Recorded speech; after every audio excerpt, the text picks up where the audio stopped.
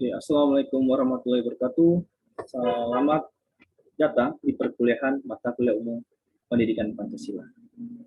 Untuk pertemuan hari ini kita akan bahas beberapa materi yang akan kita bahas di pertemuan hari ini ya, yaitu terkait materi beberapa aspek pentingnya dalam ilmu pengetahuan.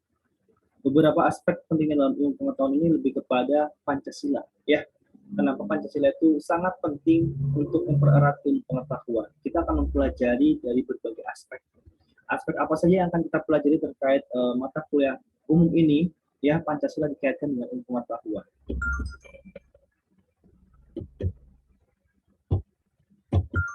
Oke, berikutnya adalah sejarah kelahiran dan perkembangan ilmu pengetahuan mengandung dua aspek. Yang pertama ada aspek fenomenal dan aspek struktural.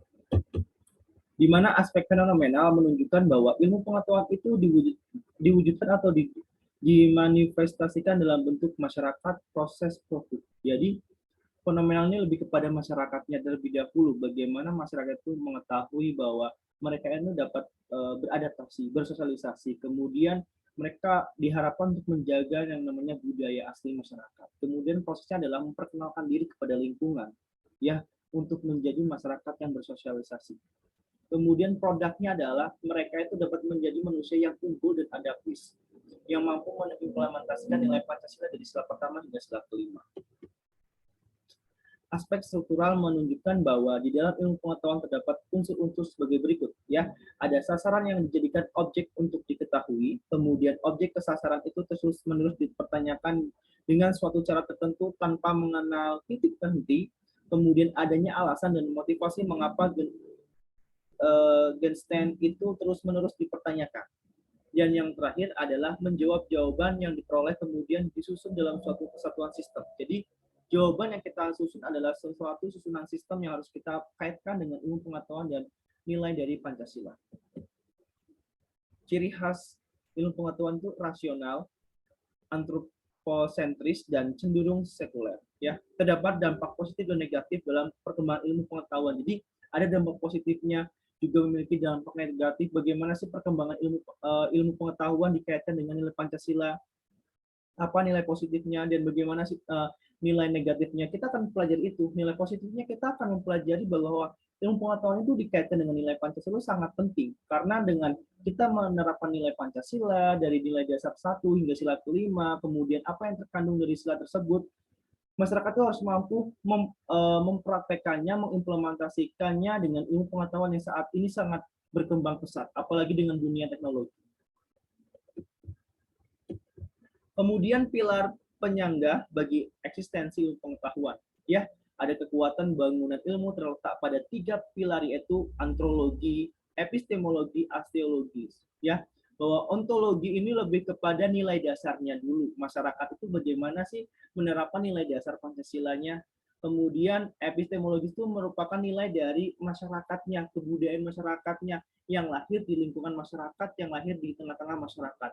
Kemudian aksiologis itu merupakan nilai yang harus diimplementasikan. Nilai apakah itu? Dari nilai budaya masyarakat, kemudian dari kita menerapkan nilai dasar Pancasila dari sila pertama hingga sila kelima. Apa yang terkandung dari sila pertama, apa yang terkandung dari sila kedua, dan seterusnya. Ya, dari kesatuan, kemudian kemanusiaan, kerakyatan, kemudian musyawarah maupun keadilan sosial.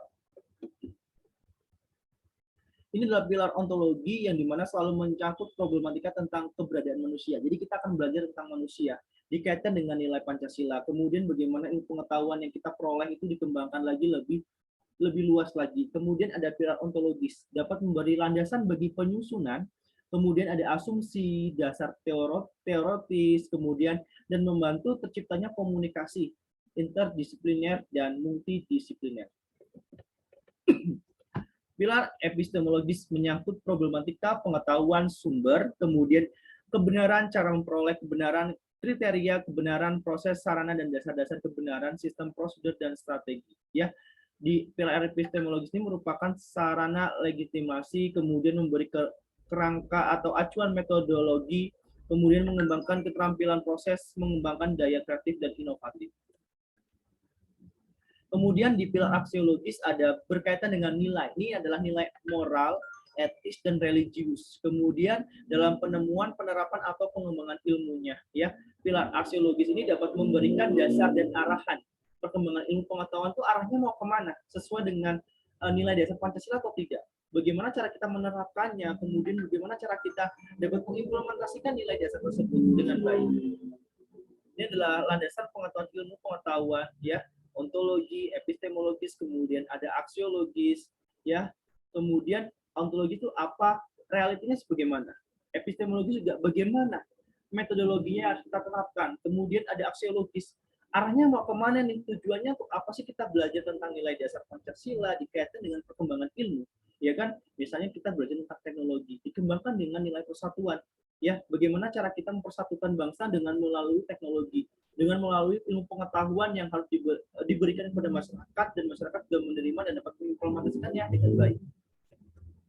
Kemudian ada prinsip berpikir ilmiah, ada objektif, rasional, kemudian ada metodologi dan sistematis, kemudian masalah nilai dalam iptek ini masih ada permasalahan yang harus kita selesaikan, di mana terkadang ilmu pengetahuan itu disalahgunakan oleh masyarakatnya. Bagaimana teknologi juga terkadang disalahgunakan oleh masyarakat yang tidak bertanggung jawab. Namun bagaimana cara kita untuk menyadarkan mereka untuk benar-benar bertanggung jawab dan dapat mengimplementasikan nih bagaimana nilai ilmu teknologi, nilai ilmu pengetahuan itu dapat diterapkan dengan baik, dapat diterima dengan baik, dan kita arahkan kemudian disesuaikan dengan nilai Pancasila. Dan itu ya bagian dari materi yang sudah saya sampaikan pada pertemuan perkuliahan hari ini di mata kuliah umum pendidikan Pancasila terkait Pancasila itu ada kaitannya, ada aspeknya dengan ilmu pengetahuan, dengan ilmu teknologi yang harus kalian pelajari, kemudian harus kalian terima dengan baik yang namanya ilmu pengetahuan, kemudian yang namanya dengan ilmu teknologi, kita harus menerimanya dengan baik. Kita harus menerima ilmu tersebut agar kita dapat berkembang lagi, kita dapat kembangkan lagi, kita dapat mempererat ilmu tersebut untuk masyarakat, untuk lingkungan kita, dan kita terapkan dengan nilai dasar Pancasila dari sila pertama hingga sila kelima. Demikian materi yang dapat Bapak sampaikan, semoga bermanfaat ya, semoga dapat diterima dengan seluruh mahasiswa ya. Dan terima kasih Bapak Heri. Wassalamualaikum warahmatullahi wabarakatuh.